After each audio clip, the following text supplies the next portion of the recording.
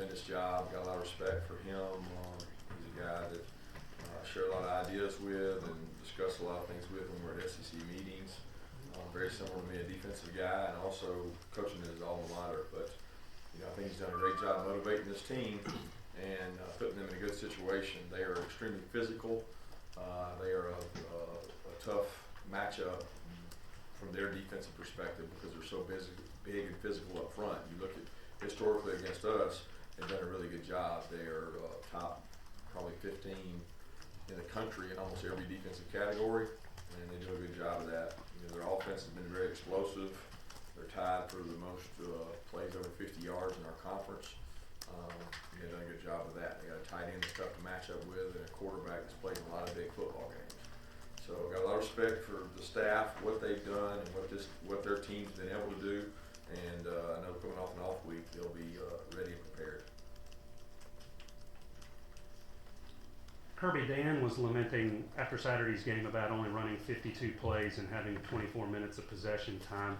I know coaches have different views on time of possession and the importance of it. Is that one of y'all's team goals? I know y'all have a bunch of objectives and is getting up into the mid-30s in time of possession. Is that a goal? And I guess as a follow-up, how much does that help you when you're winning that each week when you have a closing stretch like this with 5 Power 5 games with no open dates? Well, objective goals for our offense, one of them is to win time of possession. It's one of the 15, 20 things we list, and we hit some of those in the game. We didn't hit some of those time of possession. Winning that battle, our offense, they won that battle, and that was important to them. It's important in every game that you win the time of possession, but it can be misleading for explosive teams that are scoring all the time. But I'm really focused on Missouri and how we can kind of get ourselves in a position to play these guys. Coach, extremely motivated and physical is a recipe for disaster after what you were coming off emotionally. Is there any way to solve that besides talking about it? Just your actions speak louder than your words, and the actions you take towards practice and the actions you take towards preparation are all things that are in our control. I don't think talking about it does it. I think the actions speak louder than your words, and that'll be important to our guys. How we prepare, and how we get ready, and what kind of plan we put together to help us with these guys, because they do a good job of making you play left-handed a lot of times, and Derek does a good job offensively of mixing things up. They've got some good matchups, especially with some of their big guys. Coach, I think your defense ranks at the top of the SEC in most categories, second in passing efficiency, and yet you've only got 1 interception in league play. What would you attribute that to, and how has the game changed? I think I looked at your stats, and you had 8 or 9. A guy like J.R. Reed has 1. I mean, is the game that different than when you played? I wouldn't say it's that different.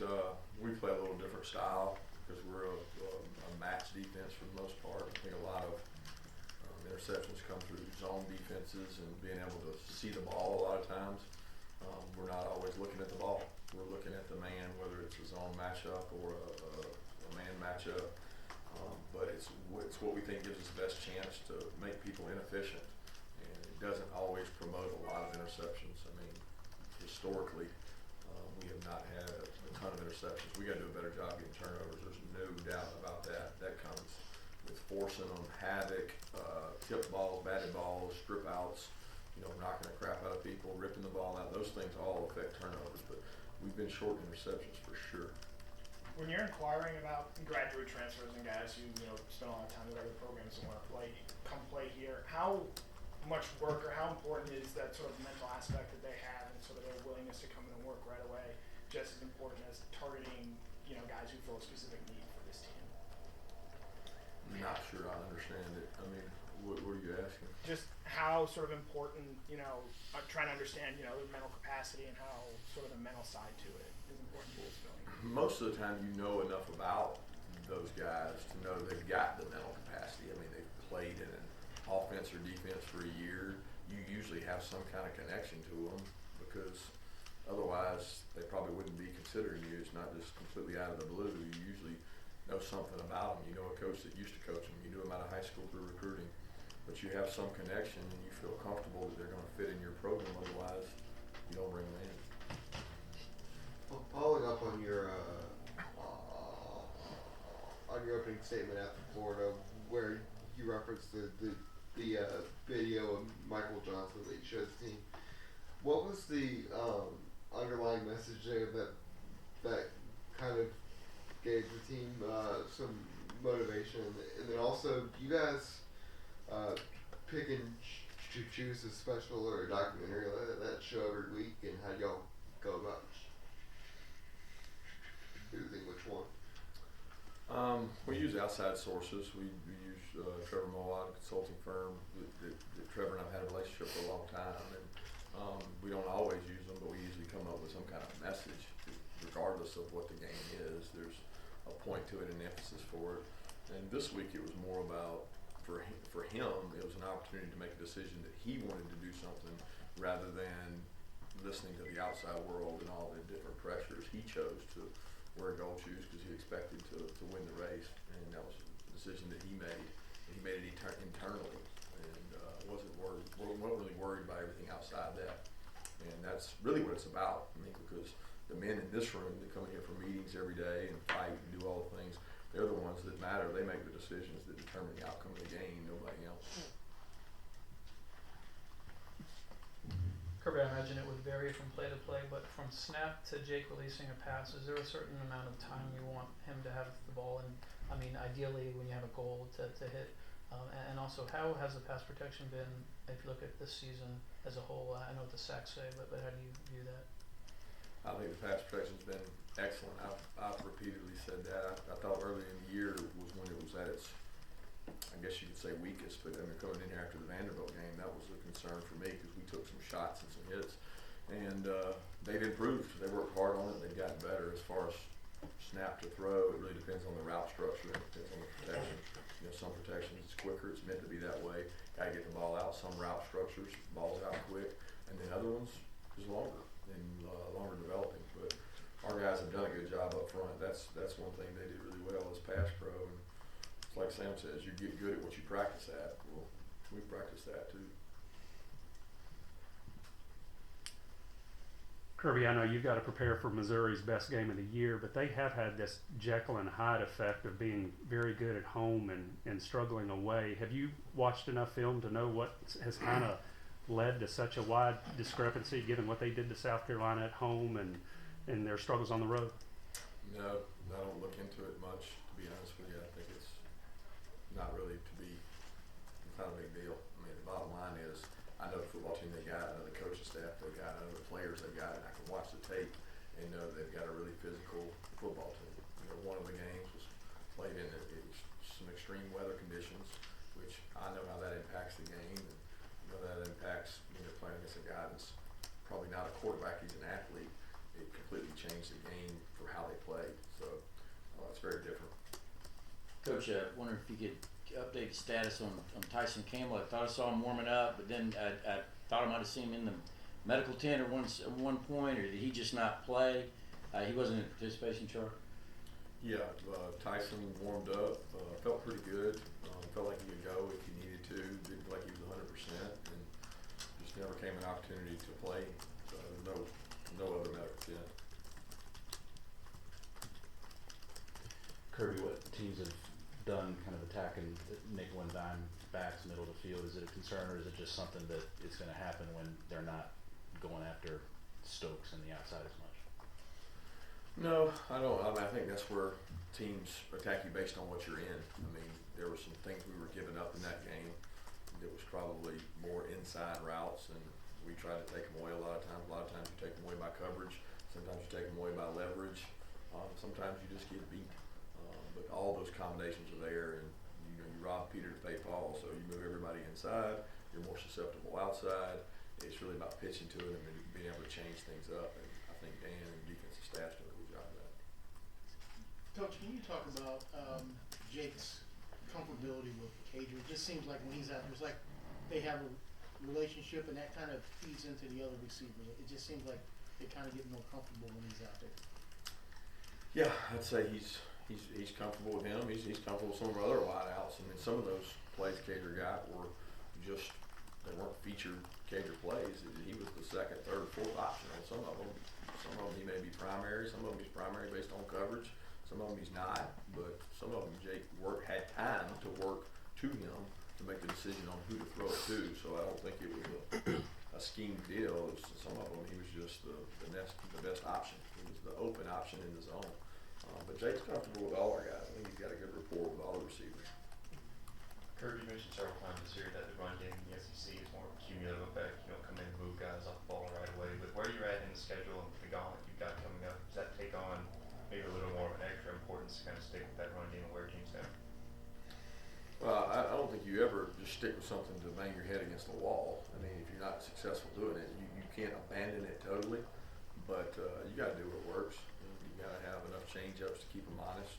And I think we always try to do that. I mean, you know, of all the games, that was probably the toughest game throughout because there was never a large success, you know, in the run game where it was like other games where you've been able to take over or third and fourth quarter really be able to power it through them. That was tough sledding. Give Florida credit; they played really physical at the line of scrimmage. These guys will be the same way. They got a good defensive front. It's just hard to run the ball in our league, and our success has been more second half oriented than first half for the most part. Coach, after you spent 2 weeks hearing about how you weren't as good as people thought you were, and now this week your guys will hear how great they are again. Which one's tougher as a coach to deal with? Yeah, I don't know that either one's tougher because I don't really try to pay attention to it. I try to emphasize to the kids that inconsistency is consistent. So the highs and the lows are going to be consistent as far as everybody's going to say one way or the other. It's always higher or lower than it really is. And as coaches, we always say that. It's never good as it is, never as bad as it seems. Most important thing is that our kids understand what makes you successful is what you do, not what you listen to. Following up on that in a way, I guess. So as you kind of look at the gauntlet that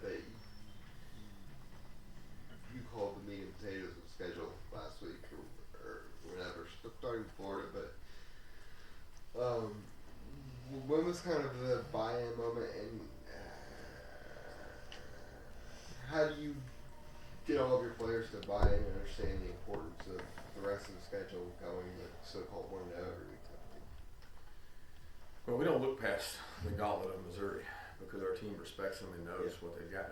That's really it's a single-minded focus on one thing. We can't look past that. And as far as buy-in, they never didn't buy in. They have bought in the whole entire time. There's been a sense of urgency for our guys for a long time. Just executed and got to get better. And the most important thing is they understand they have to get better to get where we want to go.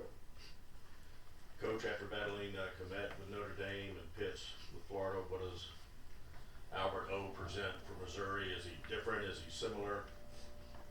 Yeah, he'll have some good tape to watch, that's for sure, because we've had some tight ends have good performances against us, so they'll have some good things to look at, and he's a good player. I mean, I think back to last year, he was probably the toughest matchup I thought we had last year. It just seemed like he struck out more in that game. And he's a really good player. They convinced him to stay, and he's done a good job improving himself this year, being a more complimentary football player, more than just a receiving tight end. He's done more than that this year, and they're doing a good job using him, and he's a matchup problem. He is a big, athletic guy. I mean, different than Pitts. I mean, he's big. Sticking with the tight end theme, your tight ends, I know Jake targeted them maybe a little more the other day. What's his comfort level with those guys right now? And I think we're kind of curious what was on the menu with you and Jake for y'all's lunches the other day. I don't even remember what it was. I'm sure it was not healthy if I was eating it. But he, as far as tight ends, he never doesn't not target the tight ends. We never go in the game and go, we're not going to target the tight ends this game. We're going to move to the wideouts. We take what the defense gives us, and so much of what people think is there's just a choice or a decision made to throw the ball or not throw the ball with tight ends. It's a game of matchups. It's a game of leverages. It's a game of coverages. And any good football coach will tell you that. It's not, going to this guy. You know, that's the guy. It's not like that. You got to go with matchups and where people play you. And the catches that the tight ends had in the game the other night were the right throw. So that's where he went with it. And we'll continue to do that. And you take advantage of what the defense gives you.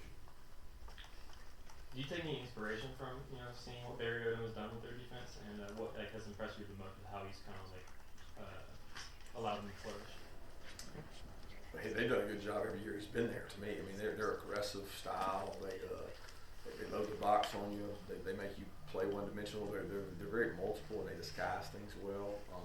We always study what they do because we're always trying to get better, and they do different things than we do. We are not like philosophically built the same as them. I mean, yeah, stop the run, don't let them score, don't give up big plays, turnovers. Yeah, we're all the same there, but when you look at schematically, they're very different than us, and we're always trying to steal some ideas from them. And I've got a lot of respect for the way they play and how they play defense.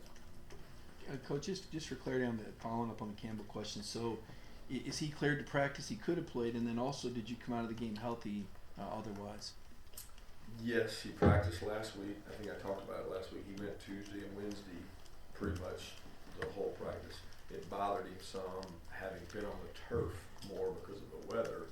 We were forced inside, and so we kind of shut him down Thursday. And then for the game, pre-game, he felt pretty good. He felt like he could play if he needed to. He did not feel 100%, and we never really had the opportunity to put him in and play.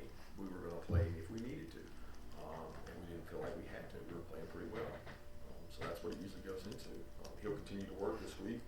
If he has a good week of practice and he feels 100%, then we'd sure like for him to play.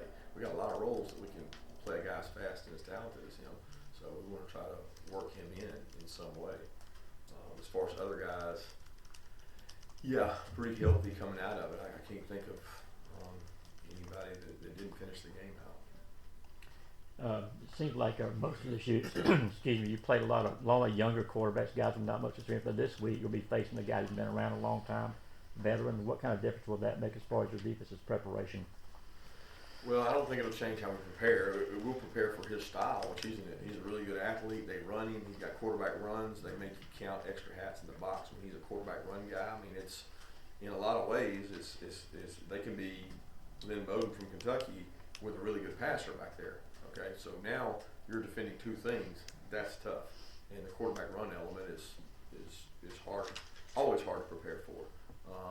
But he's got a lot of experience in big games. It's not like he hasn't played in big games and been in these kind of stadiums, been in the SEC, and also playing at Clemson. So got a lot of respect for the way he plays. He plays with toughness, passion. He runs the ball. He scrambles. He makes a bunch of throws. He's a really good player. You had so many openings at wide receiver. I'm sure Georgia would have been an attractive option for any graduate wide receiver looking for a new home. I'm wondering, when you considered Cager, did you have some others that had expressed interest in Georgia? We had a couple reach out, but either it wasn't a comfortable marriage, or we didn't know if they were going to be able to contribute. It's a tough decision because you're betting on this guy, and we haven't been 100%. We've had guys that came in here and didn't play as graduate transfers, and you're looking for the right fit, and we just felt comfortable that it was the right fit with him, and he was the one that made the most sense. 2 more questions. What's sort of the differences or challenges that the coaching staff has from a recruiting standpoint of hosting visitors for a noon or say 3:30 game and hosting for a 7 o'clock Saturday night game? Differences, I would say obviously the earlier when you've got more time to go to dinner, do more afterwards, it's more of a relaxed atmosphere because the game is over, as opposed to a late game. You're with them all day. Our assistant coaches try to spend time with them and try to entertain them as much as you can, but you're obviously preparing your own players for the game and the build-ups there. So it's tough after the game on a night game. You got a short window, they're tired, they want to go to bed, and then you're looking at Sunday to spend time with them, but yet you still got to prepare for another game in some instances.